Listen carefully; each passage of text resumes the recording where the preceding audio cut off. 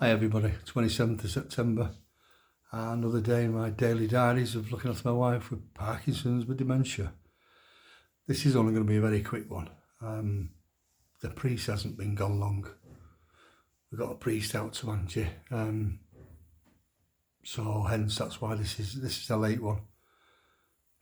She's got the district nurse out eventually. I had to chase that up, phone this morning at 7:30. Chased it up again in the afternoon and then chased it again a third time. Anyway, she came out. And there was a problem with the catheter tube, so she's replaced all that. And she was asking how I was doing with getting fluids, and that's no fluids and food into all now for a few days. I said the last bit of fluid I got in and explained one of her tablets, I crushed it all up in a bit of juice and put it in a little syringe and managed to get it in. I said, but she just leaves it in the back of her throat until eventually she'll swallow it. I said, but she said, does she do a bit of coughing with it? I said, yeah.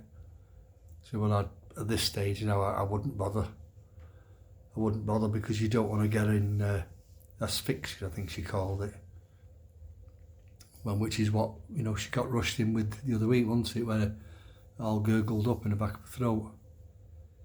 And she said, I'm on now all night, right through till early hours in the morning. So, and her words were, I think you might be seeing me again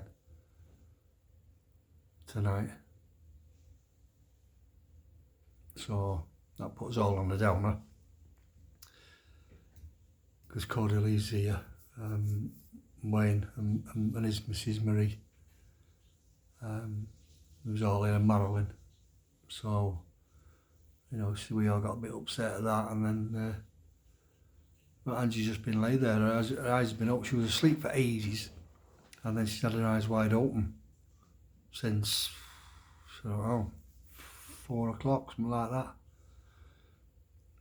Anyway, so I'll just give her a bit of a wash of face, put her face cream on,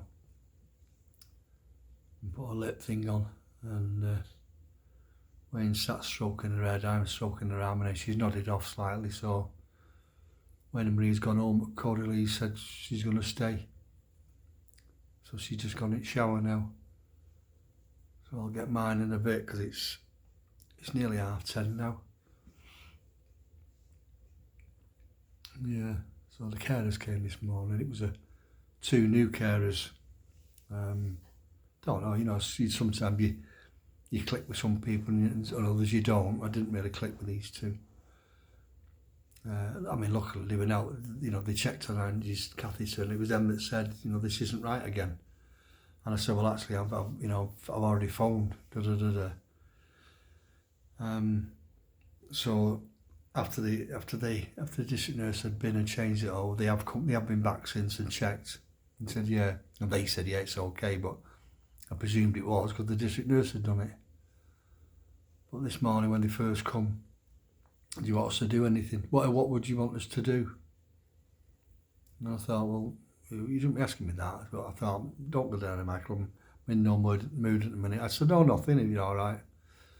Just leave her, she's asleep. I'll sort her in a bit.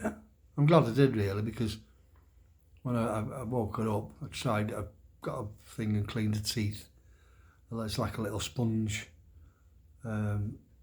toothbrush, for want of a better word, and put it in and dipped it in a bit of juice, cleaned all her mouth, cleaned it around her teeth and the roof of her mouth and her tongue especially, because I've got to keep her tongue clean.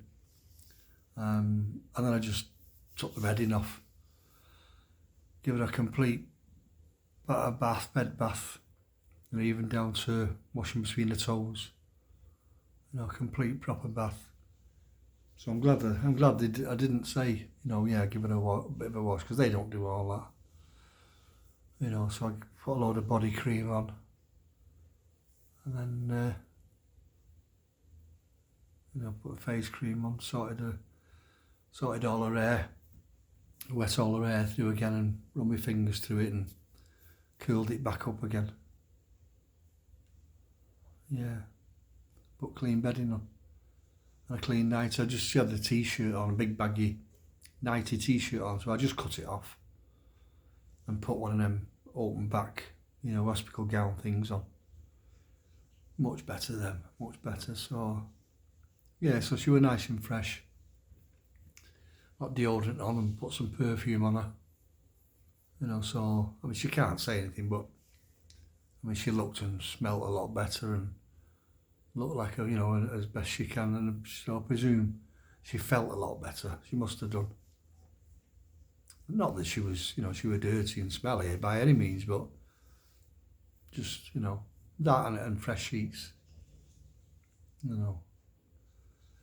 So that's where we are.